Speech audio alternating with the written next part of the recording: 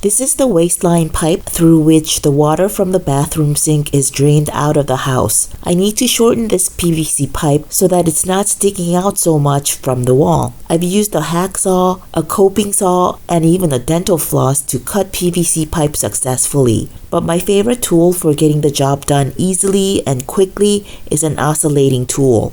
Before I begin cutting, I wrap some tape all the way around the pipe to mark where I'm going to cut. You can just use a marker, but I prefer to use a tape because by cutting along the tape's edge, I can make a cut straight. I can't seem to draw a line freehand around the pipe without having the line be lopsided. This oscillating tool I'm using is one of the least expensive ones I found on Amazon, and it works great, so I'll put a link to it in the description box below.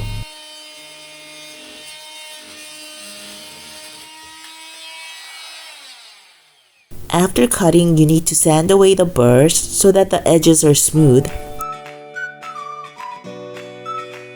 and then wipe away all the dust. Now I need to add back the female trap adapter that got cut off, so I bought a new replacement that I'm going to bond to the cut PVC pipe.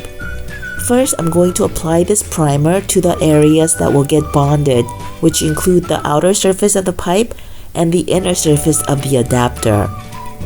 The primer helps clean and soften the PVC for the cement to do its job of bonding the PVC parts together.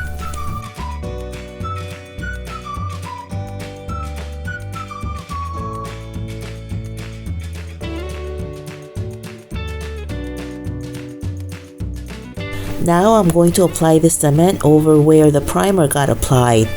The cement is actually an organic solvent mixture that basically causes the PVC parts to melt and fuse together. The primer and cement are usually sold as a set.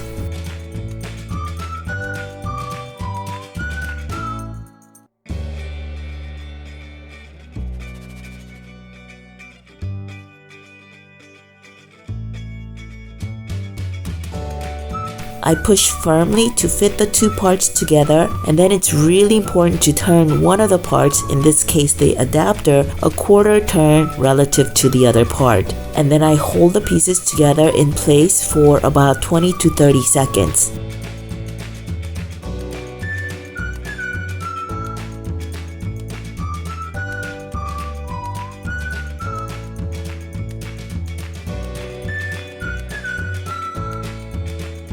That's it.